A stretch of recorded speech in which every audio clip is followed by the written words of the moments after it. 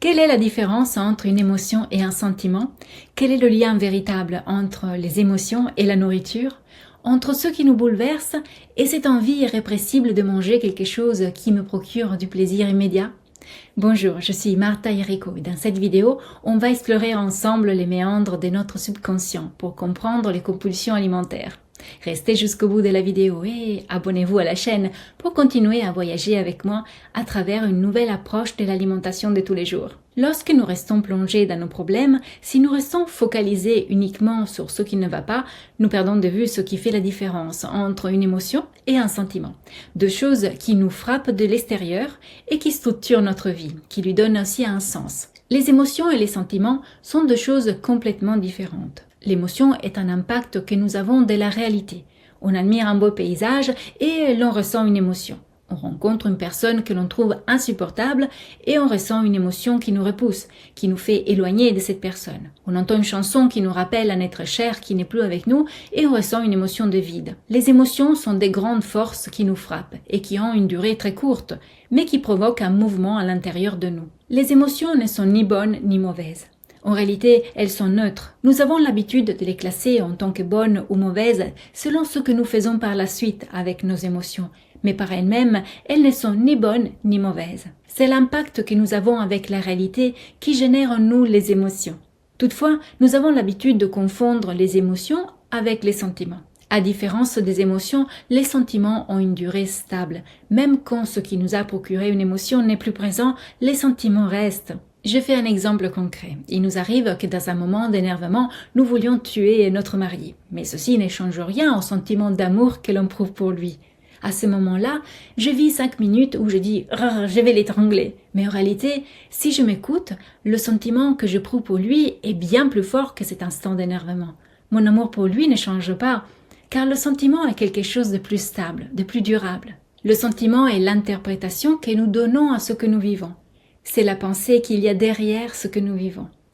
On développe un sentiment quand on s'accroche à une interprétation de la réalité qui dure dans le temps, l'interprétation d'une personne que l'on aime. Cette lecture que nous avons de la réalité dure dans le temps, même quand telle personne parfois devient insupportable, même quand parfois telle personne contredit ce sentiment, même quand telle personne n'est pas là parce qu'elle est au travail. Le sentiment d'amour qui me lie à telle personne dure dans le temps. Il existe même au-delà de la présence physique de telle personne. Nous avons besoin de comprendre la différence entre une émotion et un sentiment, c'est-à-dire entre quelque chose qui nous frappe occasionnellement et quelque chose qui structure notre vie sur une longue période. Tout ceci est bien beau, mais quel est le rapport avec la nourriture, me direz-vous? Pourquoi ceci nous est utile dans notre façon de nous nourrir? Parce que pour se nourrir de façon saine et équilibrée, nous devons rester connectés et reliés aux sentiments de fond qui structurent notre vie. Pas aux émotions qui ne font que passer puis s'en vont assez rapidement, mais aux sentiments qui restent et qui structurent notre vie. Si nous faisons reposer nos choix alimentaires uniquement sur nos émotions, notre alimentation sera chaotique, désorganisée et déséquilibrée. Tandis que si nous laissons que nos sentiments profonds guident notre façon de nous nourrir, les choix alimentaires ne sont plus les mêmes.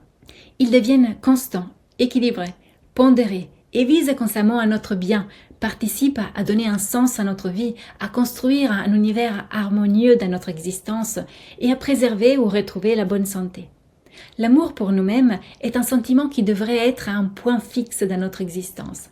Et c'est bien l'amour pour nous-mêmes qui devrait guider nos choix alimentaires sains et justes. Ce qui nous arrive au cours de notre vie n'est pas toujours agréable, ce n'est pas toujours plaisant à vivre, mais si nous restons connectés à nos sentiments qui structurent notre être au monde, il sera beaucoup plus facile de traverser les tempêtes et d'œuvrer en cuisine dans notre intérêt pour notre bien-être corporel, au lieu de nous détruire avec des aliments qui ne sont pas adaptés à notre corps ni à notre santé. Si l'on aime très fort une personne, on n'a pas envie de lui faire du mal. Si nous nous aimons nous-mêmes, nous n'irons pas nous faire du mal en choisissant des aliments qui nous nuisent au lieu de nous soutenir et nous donner de la vitalité. C'est pour cela qu'il est primordial de faire la différence entre une émotion et un sentiment, car une émotion est comme un nuage qui passe, qui traverse le ciel de notre existence et dont, dans un instant, on ne se souviendra déjà plus. Tandis qu'un sentiment est le fil conducteur qui habite toutes nos journées, et même nos nuits. Si vous êtes amoureux d'une personne, vous pensez à elle ou à lui très souvent, en lui souhaitant que du bien. Alors pensez aussi à vous-même et votre corps tout entier vous remerciera, car prendre soin de soi et de son assiette est comme une grande histoire d'amour, la plus belle qui soit, car vous êtes la personne la plus importante de votre propre vie.